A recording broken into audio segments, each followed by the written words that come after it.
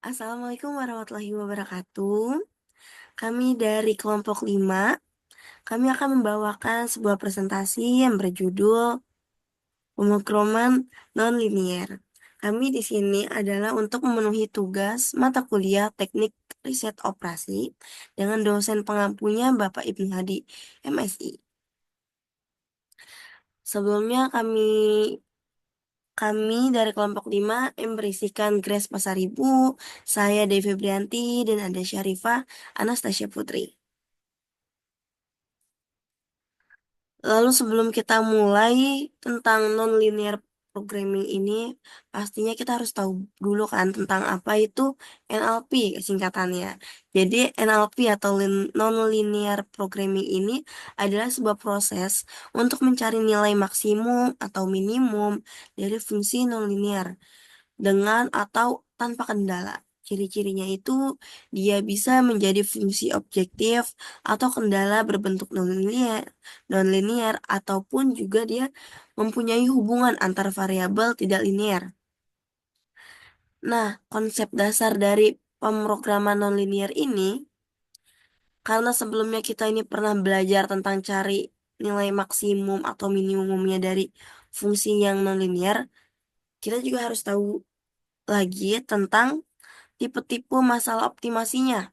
Jadi ada 9 tipe, yaitu tentang optimasi tanpa batas, optimisasi dengan batasan linear, terus ada kuadratik, lalu ada convex, lalu ada pemrograman terpisah, lalu ada pemrograman non-convex, ada juga pemrograman geometri, fraksional, dan yang terakhir adalah tentang masalah komplement. Setelah memahami 9 tipenya yang masalah optimasi nonlinear itu, kita juga harus tahu banget tentang metode penyelesaiannya. Nah, penyelesaiannya itu ada metode yang penting. Biasanya ada one variable unconstrained optimization, yaitu optimisasi tanpa kendala satu variabel. Ada juga optimisasi tanpa kendala multivariabel. Dan juga ada optimisasi dengan kendala menggunakan KKT yang nanti akan kita bahas tiga ini ke depannya. Nah, masuk ke tipe-tipe masalah optimasi. Sini ada tipe masalah unconstrained optimization. Dia itu jadi yang optimasinya ini tanpa batasan. Yang biasanya kalau misal ciri-cirinya itu dia cukup dari turunannya sama dengan 0. Dan kalau ada contoh soal, biasanya dia ada kayak memaksimalkan. Dan metode penyelesaiannya dia adalah turunan pertama sama dengan 0, gradient search, dan Newton methods. Terus linearly constrained optimization. Dia juga biasanya contoh soalnya memaksimalkan. Terus kalau metode penyelesaiannya dia ada pakai KKT atau pakai Lagrange. Terus ada quadratic programming. Nah, dia beda dari dua tadi. Dia biasa contoh soalnya itu untuk meminimalisir. Nah, yang keempat ada convex programming. Dia itu ciri-cirinya minimum global dijamin bentuk fungsi membulat ke atas. Dia contoh soalnya minimasi fx biasanya sama dengan e pangkat z ditambah x kuadrat. Dengan metode penyelesaiannya dia nanti menggunakan gradient dan KKT condition. Lanjut ada separable programming. Dia itu biasanya minimasi sih contoh soalnya dan dia metode penyelesaiannya nanti composition dan solve per variable. Dan juga ada non-convex programming. Dia ini nanti optimasi fungsi non-convex dan juga banyak solusi lokal. Terus ciri-cirinya ini dia banyak lokal minimum, fungsi tidak cembung. Dan nanti metode penyelesaiannya ini dia menggunakan genetik, algoritma, dan simulated annealing. Lanjut ada geometric programming.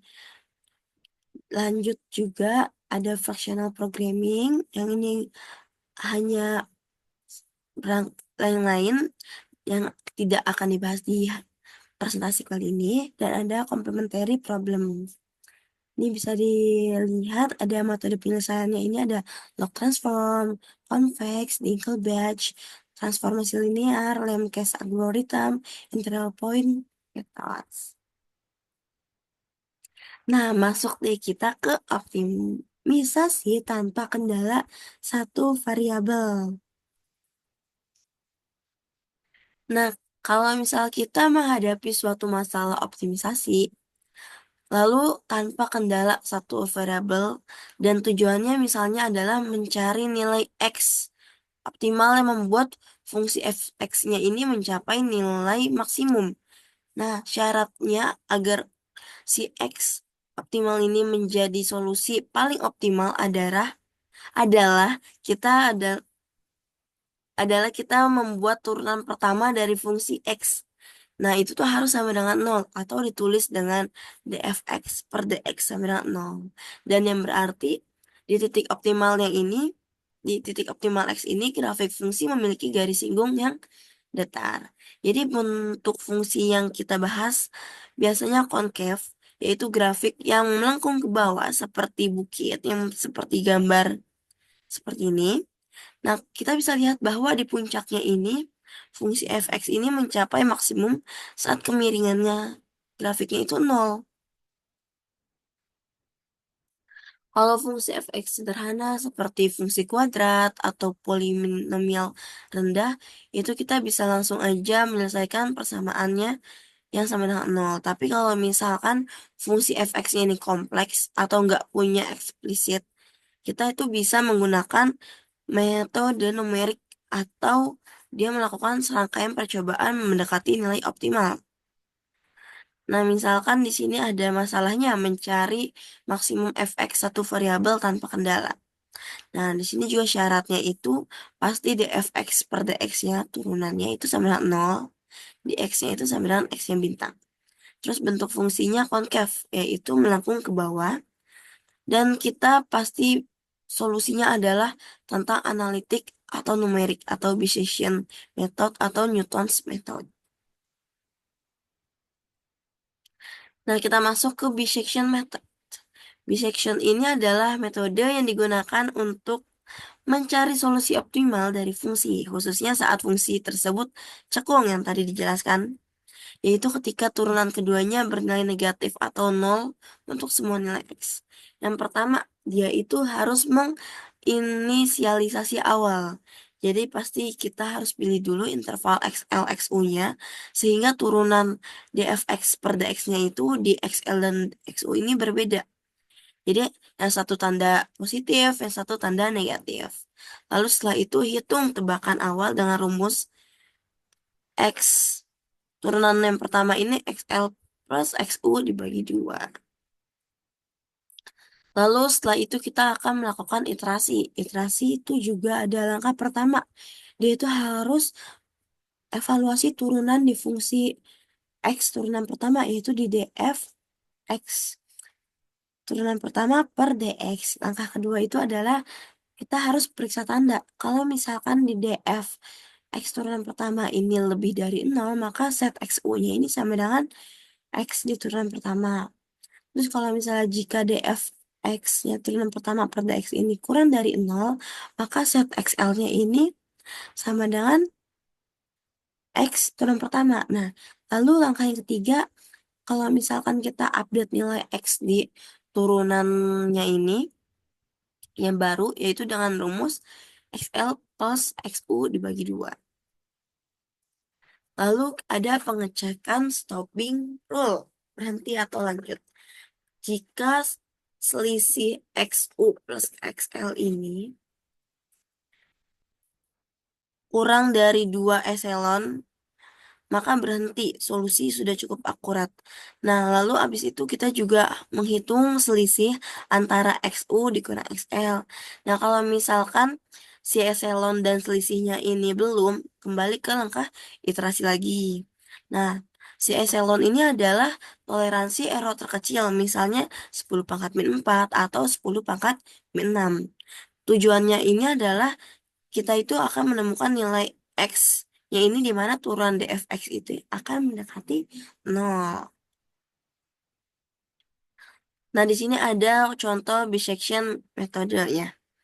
Misalkan di sini diketahui fx-nya sama dengan 12x dikurang 3x pangkat 4 dikurang 2x pangkat 6. Nah, di sini ada concave-nya si grafiknya. Nah, kalau misalkan kita memaksimalkan itu kan berarti kita untuk mencari puncak tertinggi dari grafik fungsi tersebut ya. Nah, langkah pertamanya itu kita menemukan titik maksimum. Sini kita mencari turunan pertama dari fx-nya ini, kita dapat fx sama dengan 12 dikurang 1 dikurang x pangkat 3 dikurang x pangkat 5. Itu adalah untuk turunan pertamanya. Nah, kita turunin lagi ini menjadi turunan keduanya. Menjadi min 12 dikali 3x kuadrat dikurang 5x pangkat 4. Setelah kita mencari turunan pertama dan turunan kedua, langsung aja kita tentukan batas awal x-nya itu, x-nya ini sama dengan 0 dan x yang untuk itu sama dengan 2. Lalu setelah itu kita hitung di titik tengahnya itu 0 ditambah 2 per 2 sama dengan 1. Berarti x-nya ini sama dengan 1. Nah, setelah berhenti, jika selisih batasnya itu sudah cukup kecil, yaitu tadi yang selisihnya tadi, dia itu kurang dari 0,02. Epsilonnya berarti kita dapatin 0,02. Nah, ini adalah hasil iterasinya.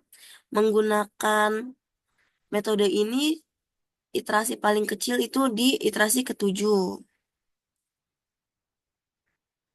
Nah, ketika di iterasi ketujuh ini, titik maksimumnya berada di 0,836, yaitu di iterasi ketujuh. Di sini kita bulatkan menjadi X barunya itu 0,86.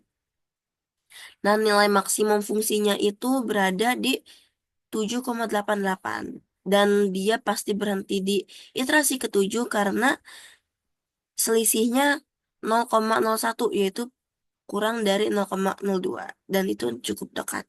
Jadi utamanya kalau misal kita mencari metode yang ini, kita cari fx-nya itu sama dengan 0. Nah, untuk metode biseksi juga berhenti kalau selisihnya dua batas udah kecil banget.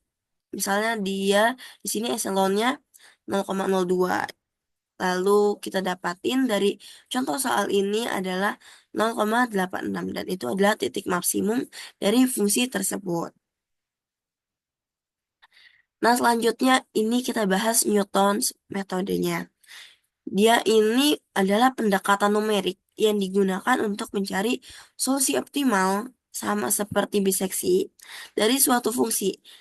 Nah, metode ini didasarkan dengan pendekatan fungsi kuadratik di sekitar titik percobaan. Nah, kelemahan dari Newton's metodenya ini, meskipun intuitif dan mudah diterapkan, metode ini tuh paling lambat konvergen jika hanya menggunakan informasi turunan pertama saja. Misalkan untuk fungsi sederhana yang dicontohkan, dibutuhkan 7 iterasi hanya untuk menurunkan error menjadi di bawah 0,01 dan bisa sampai lebih dari 10 iterasi untuk mencapai error di bawah 0,001. Newton's method ini bekerja dengan mengambil titik awal trial value xi, membuat pendekatan kuadratik terhadap fungsi fx, menggunakan turunan pertama fxi dan turunan kedua fxi-nya, mencari titik ekstrim dari pendekatan tersebut, yaitu ketika turunan pertama dari fungsi kuadratiknya bernilai 0. Nah, lalu pendekatan kuadratiknya dapat ditulis sebagai fxi plus 1 menjadi fxi ditambah turunan fx pertama, xi plus 1 dikurang xi ditambah turunan fx yang kedua dibagi 2, xi plus 1 dikurang xi kuadrat.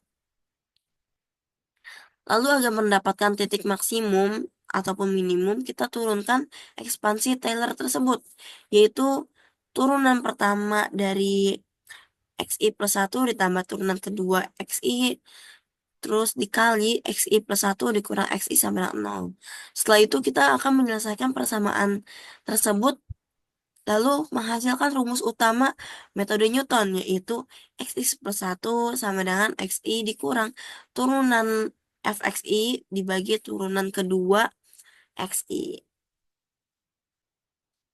Nah, jadi kalau misalkan Newton's method ini, pertama kita menginisialisasi. Dia itu menentukan eselennya, lanjut dia pilih titik awal untuk X1, terus set I-nya ini sama dengan 1. Lalu yang kedua, dia itu iterasi ke I. Dia hitung turunan pertama, dan dia juga menghitung turunan kedua. Nah, setelah itu, dia hitung juga XI+1 sama dengan XI dikurang F turunan pertama dibagi F turunan kedua. Fungsi turunan pertama dibagi fungsi turunan kedua.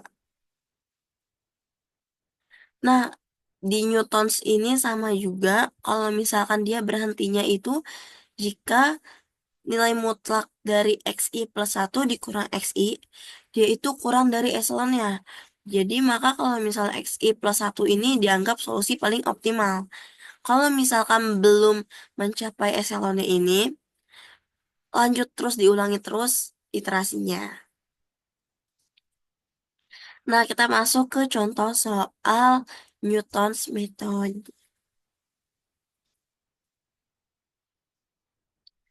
Di sini kita akan mencari nilai X terbaik, yaitu maksimum dari fungsi 12X dikurang 3X pangkat 4 dikurang 2X pangkat 6.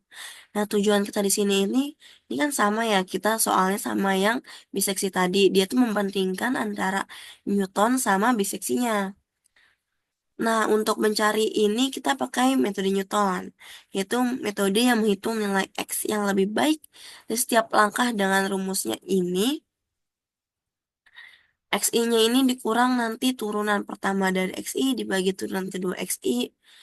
Berarti dia sama dengan 12 dikali 1 dikurang X pangkat 3 dikurang X pangkat 5. Dibagi turunan keduanya adalah min 12 dikali 3X pangkat 2 ditambah 5X pangkat 4.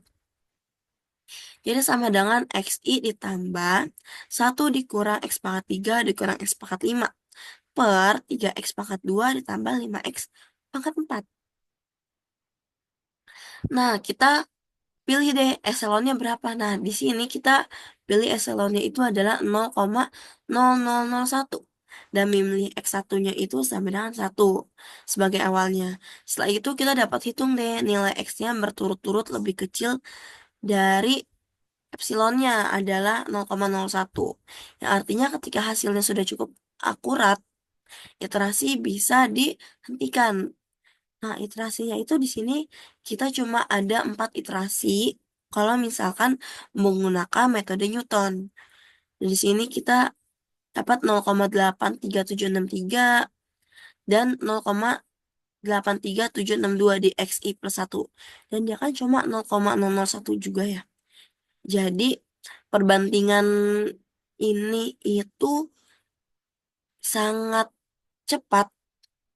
Kalau misalnya metode Newton ini efektif untuk mencapai konvergensi dibandingkan metode yang tadi kita bahas, yaitu metode biseksi. Karena kalau misalkan metode biseksi dan dia epsilonnya ini adalah 0,001 seperti Newton ini, dia itu bakal mencapai hampir 20 iterasi.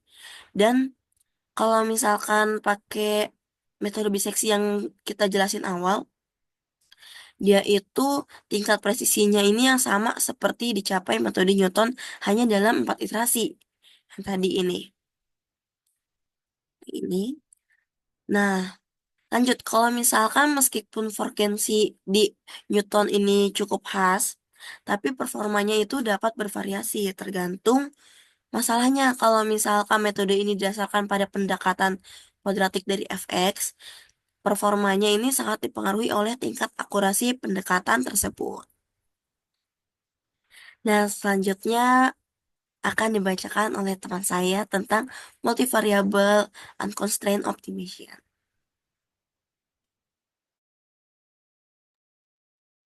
Oke, baik, selanjutnya itu tentang multivariable unconstrained optimization.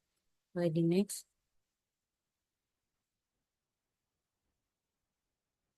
Boleh dilanjut deh. Nah, apa itu multivariable unconstrained optimization? Nah, ini merupakan metode yang digunakan untuk mencari nilai maksimum atau minimum dari sebuah fungsi matematika yang punya lebih dari satu variabel. Misalnya fungsinya itu f, x1, x2, sampai dengan xn tanpa ada batasan atau constraint. Nah, sebagai contohnya, misalkan kamu ingin mencari puncak dari suatu bukit, tapi bukit ini ada di dunia berdimensi banyak, bukan hanya dua dimensi atau tiga dimensi. Dan kamu tidak tahu persis cara naik ke atas. Jadi, kamu itu harus mencoba-coba dengan metode numerik atau komputasi. Nah, pada multivariable unconstrained optimization ini, ada yang namanya gradient search procedure. Nah, ini tuh apa? Gradient search procedure adalah cara yang efisien untuk mencari puncak fungsi yang tadi. Intinya, kamu bergerak dari satu titik ke titik lain mengikuti arah kemiringan atau gradien yang paling naik. Karena dalam matematika, gradien yang menunjukkan arah tercepat untuk menaikkan nilai fungsi. Boleh dilanjut? Nah, berikut adalah langkah-langkah dari prosedur pencarian gradien dalam konteks multivariable unconstrained optimization. Nah, di sini guna dari langkah-langkah ini itu untuk mencari nilai maksimum atau minimum dari suatu fungsi yang punya banyak variabel dan tidak dibatasi. Langkah yang pertama itu kita mulai dari titik awal atau trial solution. Lalu kita hitung gradien di titik itu. Nah, gunanya kita hitung gradiennya untuk memberitahu arah mana yang harus kita tuju. Lalu kita coba bergerak ke arah gradien sejauh T langkah.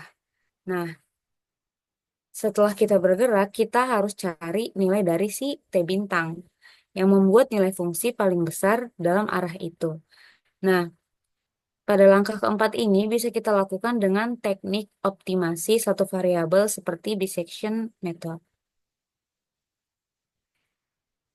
Oke, selanjutnya kita update posisi.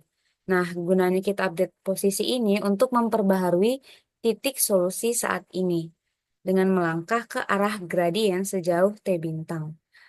Kenapa? Agar mendekati nilai maksimum fungsi. Jadi, titik awal untuk iterasi berikutnya.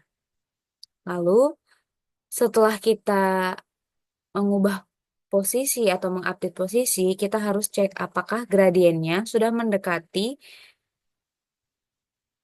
dengan maksimum atau hampir nol. Karena kalau misalnya gradiennya sudah hampir nol, berarti dia sudah hampir dekat dengan maksimum. Nah, pada langkah yang ketujuh, kita cek jika semua komponen gradien kecil, kita sudah bisa berhenti melakukan iterasi. Karena artinya kita sudah cukup dekat dengan solusi optimal.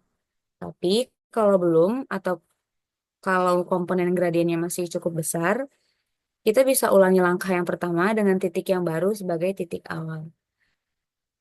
Boleh dilanjut? Nah, berikut ada analogi sederhana tentang multivariable unconstrained optimization ini.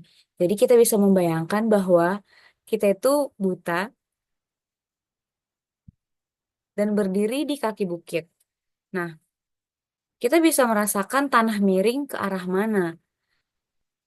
Jadi, kita bisa coba jalan ke arah kemiringan itu.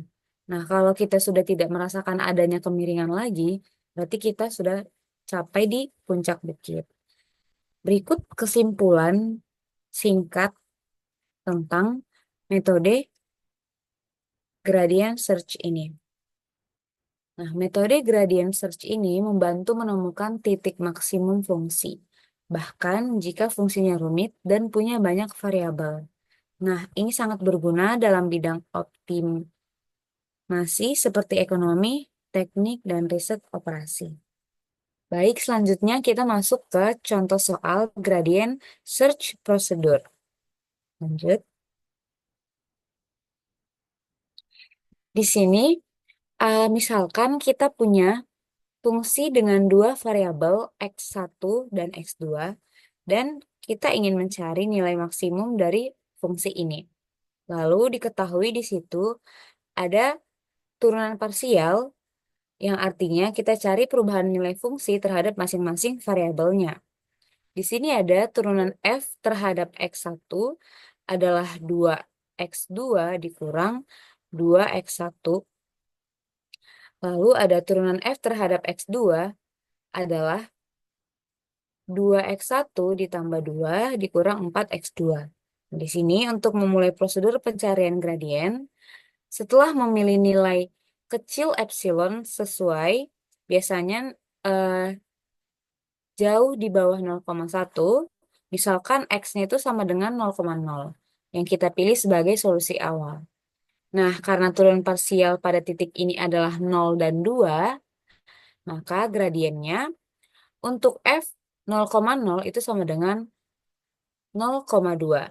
Nah, dengan epsilon lebih kecil dari 2, aturan penghentian menyarankan untuk melakukan iterasi. Selanjutnya, nah, iterasi yang pertama. Di sini,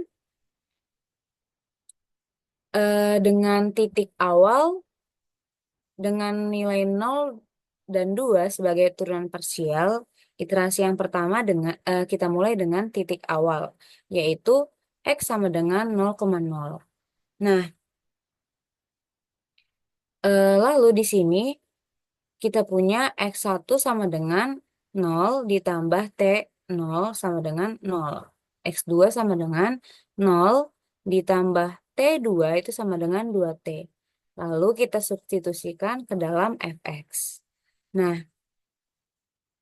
di sini eh, kita cari gradien fungsi di titik 0,0, yaitu ada vektor 0,2.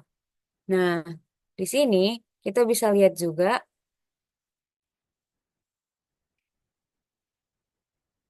berjalan dari titik yang 0,0 itu kita cari ke arah gradien 0,2 dengan jarak T. Sehingga posisi barunya itu adalah 0,2T. Nah, lalu setelah kita substitusikan ke fungsi, kita ganti si X1 sama dengan 0 dan X2 sama dengan 2T ke dalam fungsi awalnya. Nah, setelah kita setelah kita substitusikan ke fungsi, kita turun kita turunkan fungsi terhadap T adalah 0 di saat T sama dengan 1/4. Nah, itu titik maksimumnya. Berarti setelah setelah kita menemukan si titik maksimumnya, kita update titiknya, yaitu yang yang awalnya itu 0,0 itu jadi 0,1/2. Selanjutnya,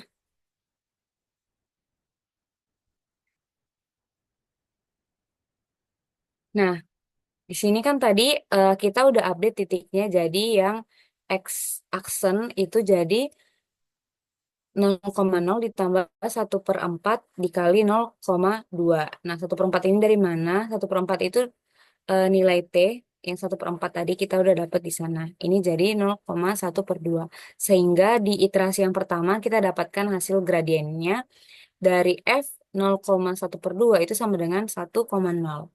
Nah, di sini kita lanjut ke iterasi yang kedua. Nah, di iterasi yang kedua, dengan turunkan parsial 1 dan 0. Nah, setelah kita turunkan parsial 1 dan 0, itu kita masukkan ke dalam fungsi fx yang tadi. Sehingga kita dapat setelah kita masukkan, dia itu jadi T dikurang T pangkat 2 ditambah 1/2. Lanjut.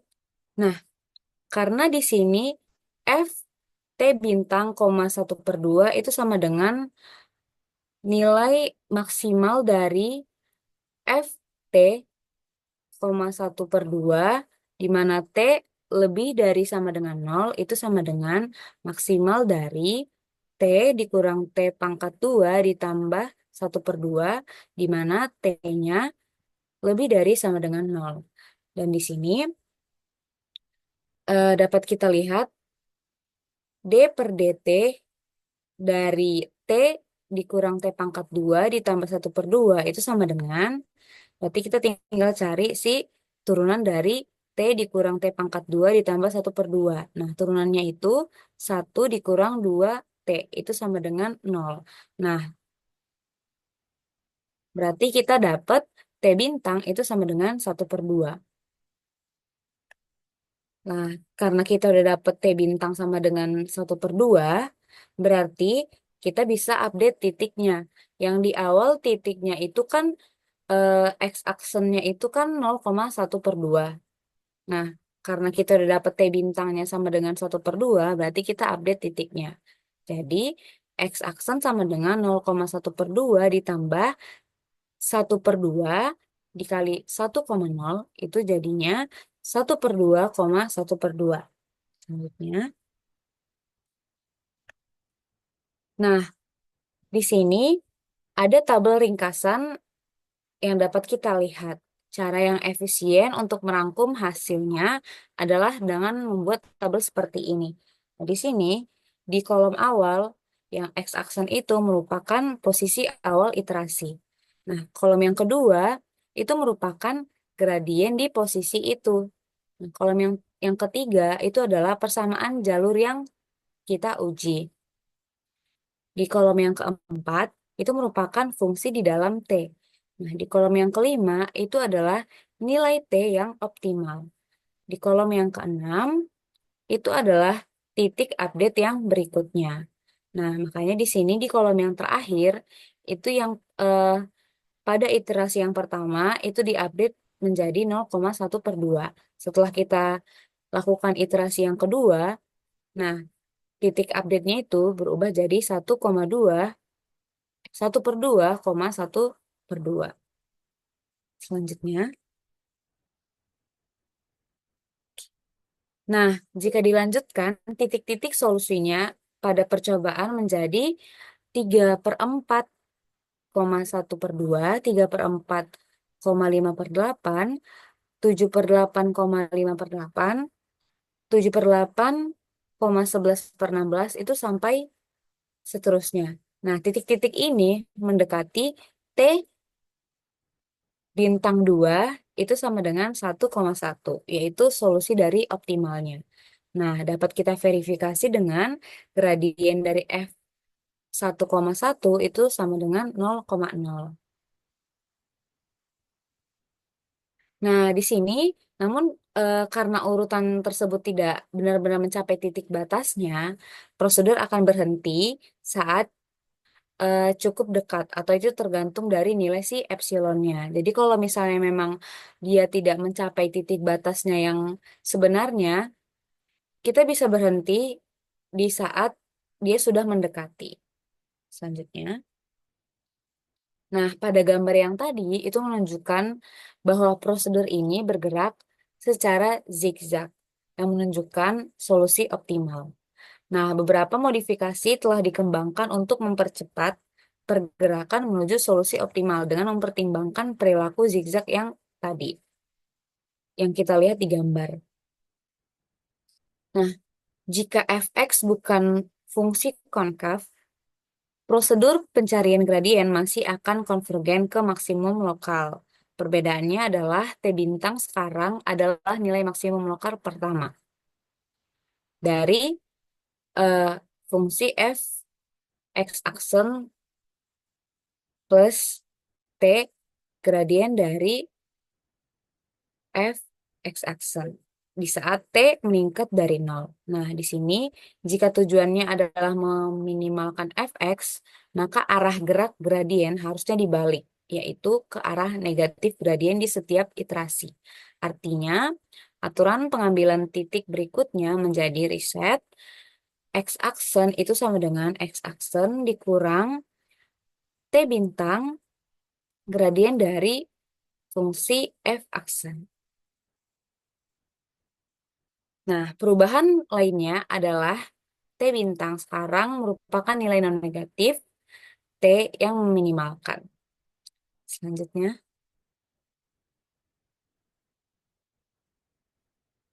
nah, selanjutnya Newton's method dalam optimasi. Nah, di sini pada pada materi yang multivariable unconstrained optimization itu juga ada Newton's methodnya. Nah, Newton's method pada multivariable unconstrained ini merupakan teknik optimasi yang lebih akurat dari metode gradien yang biasa, daripada metode gradien yang tadi saya sudah jelaskan. Nah, biasanya Newton's method digunakan untuk mencari titik maksimum atau minimum fungsi, khususnya fungsi multivariat, yaitu fungsi yang lebih dari satu variabel. Nah, kita bisa mendekati fungsi yang ingin dimaksimalkan dengan fungsi kuadratik atau parabola. Metode ini tidak hanya pakai gradien atau turunan pertama, tapi juga pakai Hessian matrix atau turunan yang kedua. Jadi, kita tidak hanya tahu arah naik fungsinya, tapi juga bentuk kelengkungannya.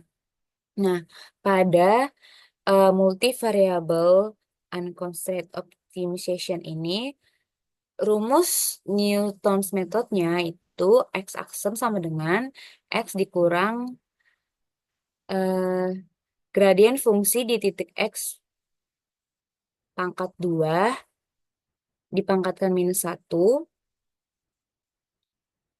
Hessian matrix. Nah, di sini dapat kita lihat itu penjelasannya. Ada gradien fungsi di titik X, ada Hessian matrix atau turunan keduanya, ada titik sekarang atau trial solution, dan ada solusi percobaan baru atau solusi yang berikutnya. Selanjutnya,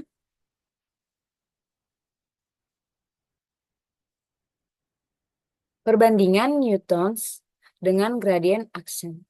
Nah, tadi kan kita sudah membahas sih yang gradien aksen itu dengan Newton's method. Nah, setelah diperbandingkan, pada gradien itu hanya menggunakan gradiennya saja. Pada Newton's itu menggunakan gradien dan Hessian matrix.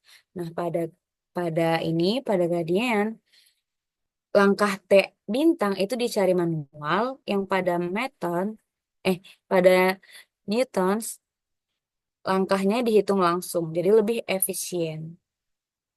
Yang terakhir, langkah pada gradien itu dihitung langsung lebih efisien. Pada Newtons itu lebih cepat jika fungsinya halus. Nah, di sini dapat disimpulkan bahwa Newtons method menggunakan informasi tambahan berupa Hessian matrix, yaitu turunan kedua dari fungsi. Hessian ini memberikan informasi tentang bentuk kelengkungan fungsi, sehingga metode ini bisa langsung menghitung arah dan ukuran langkah secara optimal dalam setiap iterasinya. Untuk itu, metode ini sangat efektif digunakan jika fungsi yang dianalisis itu bersifat halus atau diferensiabel dua kali. Oke. Selanjutnya, selanjutnya akan dijelaskan oleh teman saya, Syarifah Anastasia Putri. Baik, terima kasih Grace. Selanjutnya, kita akan membahas optimisasi dengan kendala menggunakan syarat Karush-Kuhn-Tucker atau KKT. Nah, KKT condition adalah suatu syarat yang harus dipenuhi supaya solusi dari masalah optimasi yang punya kendala bisa dianggap benar-benar optimal. Artinya, kita nggak cuma nyari nilai maksimum atau minimum dari suatu fungsi, tapi kita juga mempertimbangkan adanya batasan-batasan atau constraint yang harus dipenuhi.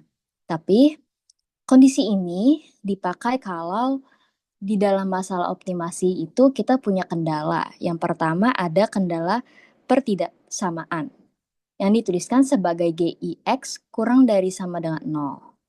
Dan yang kedua ada kendala persamaan yang dituliskan sebagai HJX sama dengan 0.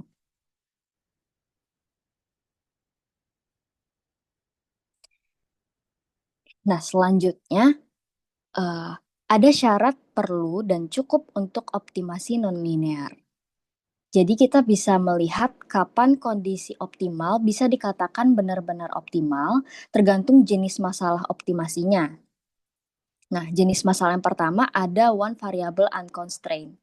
Ini kalau cuma satu variabel dan tanpa kendala, cukup cari titik di mana turunan pertama itu sama dengan 0. Jadi ini tuh udah cukup banget kalau fungsi fx-nya itu cembung atau bisa disebut konkav.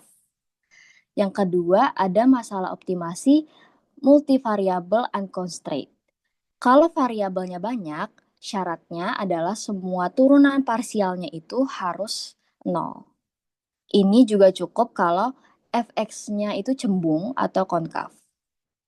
Selanjutnya ada masalah optimasi constraint yang non-negativity only.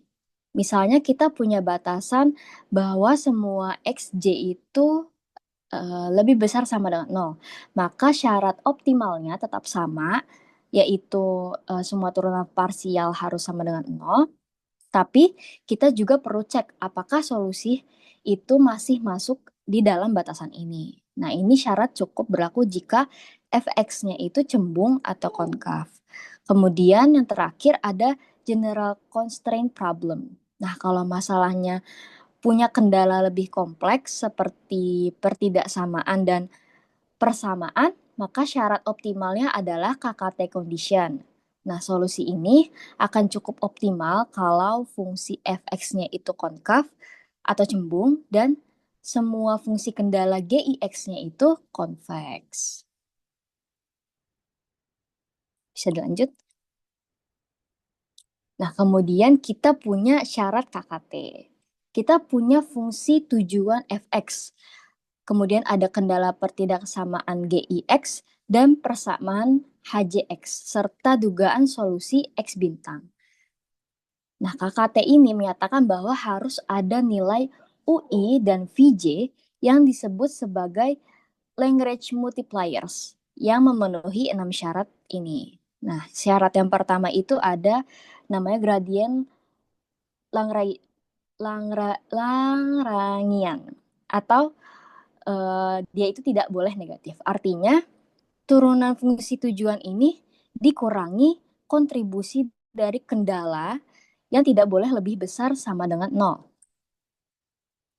Ini memastikan arah perubahan fungsinya itu tidak bertentangan dengan adanya kendala. Yang kedua, syarat optimalitas KKT stationary. Nah, ini jika solusi optimal XJ bintang itu tidak 0, maka gradien Lagrangiannya itu harus 0. Kalau XJ bintangnya itu sama dengan 0, berarti gradien Lagrange-nya itu boleh tidak 0, tapi harus dikalikan jadi sama dengan 0. Yang syarat yang ketiga yaitu syarat kendala pertidaksamaan. GIX bintang dikurang BI kurang dari sama dengan 0. Solusi ini harus tetap memenuhi batasan yang udah diberikan, yaitu untuk I sama dengan 1 sampai M. Yang keempat, itu syarat komplementaritas. Kalau sebuah kendala tidak aktif, misalnya nilainya itu belum pas banget 0, maka multipliersnya itu harus 0. Dan sebaliknya juga, kalau misalnya nilainya sudah pas 0, maka multipliersnya tidak harus 0. Yang kelima, syaratnya itu solusinya tidak negatif. XJ bintangnya itu lebih dari sama dengan 0. Yang keenam, Lagrange multipliersnya itu juga tidak boleh negatif, yaitu UI lebih besar sama dengan 0.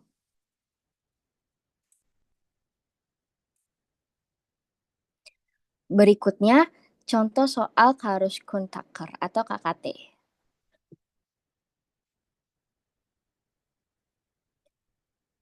Kita ingin memaksimalkan fungsi dari fx sama dengan ln x1 ditambah 1 ditambah x2 dengan syarat kendala 2x1 ditambah x2 kurang dari sama dengan 3 dan x1 lebih besar sama dengan 0 dan x2 lebih besar sama dengan 0. Karena fungsi logaritma adalah fungsi konkav dan kendala adalah himpunan cembung atau konveks, maka kondisi KKT ini akan memberikan solusi yang optimal. Boleh di next? Nah, selanjutnya kita itu bentuk dulu fungsi Lagrange-nya itu, yaitu ln dari x1 ditambah 1 ditambah x2 ditambah u1 dikali 2 x1 ditambah x2 dikurang 3 dikurang u2 x1 dikurang u3 x2. Nah, dari sini itu turunan parsial KKT-nya adalah sebagai berikut. 1 per x1 plus 1 dikurang 2 u1 kurang u2 sampai 0 sampai u1 lebih besar sama dengan 0. Nah, dari kondisi yang pertama ini, kita ambil X1-nya itu sama dengan 0. Sehingga 1 per 1 dikurang 2U1 sama dengan 0 itu akan menghasilkan U1 sama dengan setengah. Dan dari kondisi yang kedua, U3-nya itu kita dapat sama dengan setengah.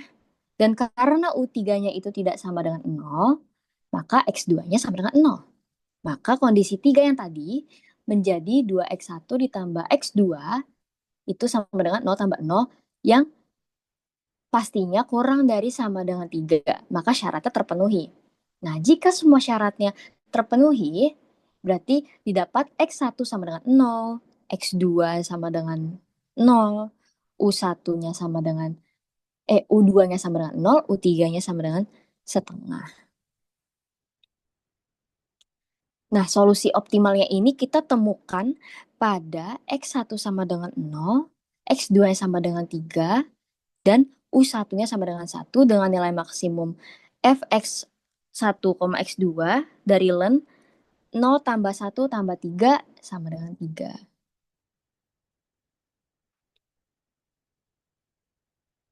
Boleh di next? Next lagi.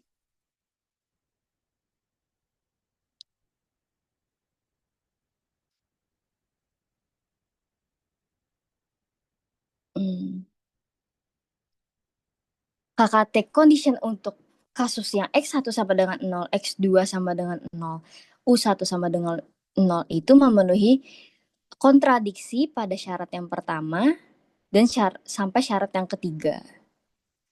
Maka kasus X1 sama dengan 0, X2 lebih besar sama dengan 0, U1 sama dengan 0 itu kontradiksi dengan kondisi 1 saat J sama dengan 1. Yang pertama juga J sama dengan 2 dan yang kedua J sama dengan 2. Kemudian case X1 lebih besar 0, X2 sama dengan 0, U1 sama dengan 0, kondisinya kontradiksi dengan 1 J sama dengan 1, 2 J sama dengan 1 dan kondisi 1 J sama dengan 2. Dan yang terakhir, case X1 lebih besar 0, X2 lebih besar.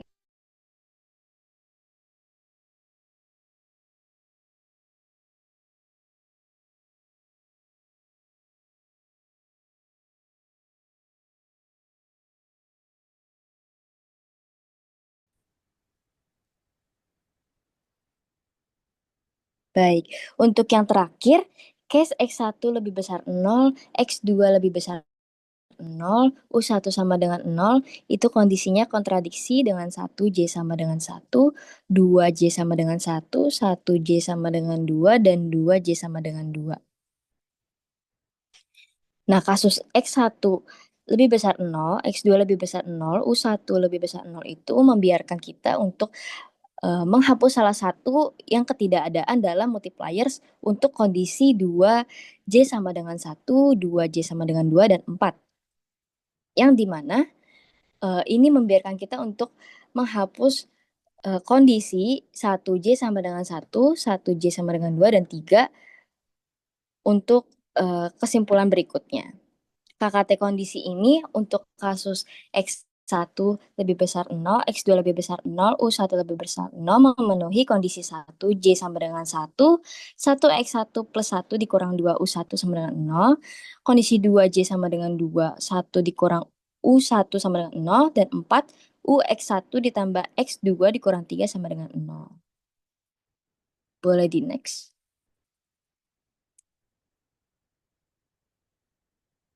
Nah, dengan demikian U1 sama dengan 1,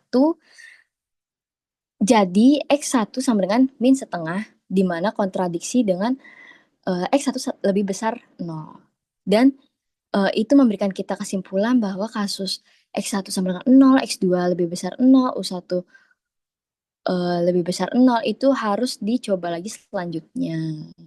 Nah, untuk KKT kondisi pada kasus X1 sama dengan 0, X2 lebih besar 0, U1 lebih besar 0 memenuhi kondisi syarat 1, J sama dengan 1, seperti berikut, syarat 2 seperti berikut, syarat 4 seperti berikut. Nah, didapatkan X1 sama dengan 0, X2 sama dengan 3, U1 sama dengan 1, yang kita temukan solusinya dan kita tahu caranya ini udah optimal.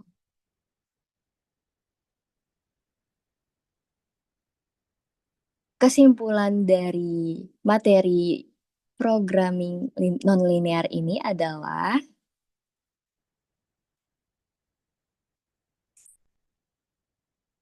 banyak masalah optimisasi di dunia nyata bersifat nonlinear, sehingga kita bisa menyelesaikannya dengan metode standar seperti pemrograman linear, meskipun beberapa masalah bisa diubah agar sesuai dengan bentuk linearnya. Seringkali tetap diperlukan pendekatan khusus menggunakan pemrograman nonlinear.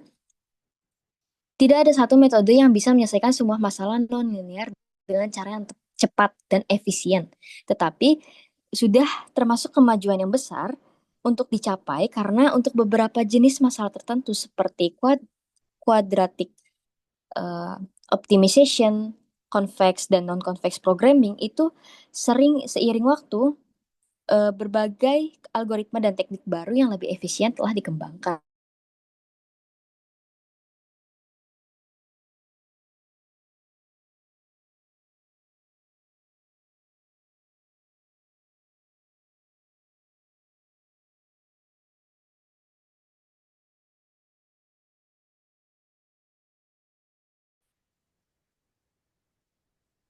Selain itu, banyak perangkat lunak seperti Solver, Lingo, dan MPL yang telah membantu mempermudah proses penyelesaian masalah-masalah ini.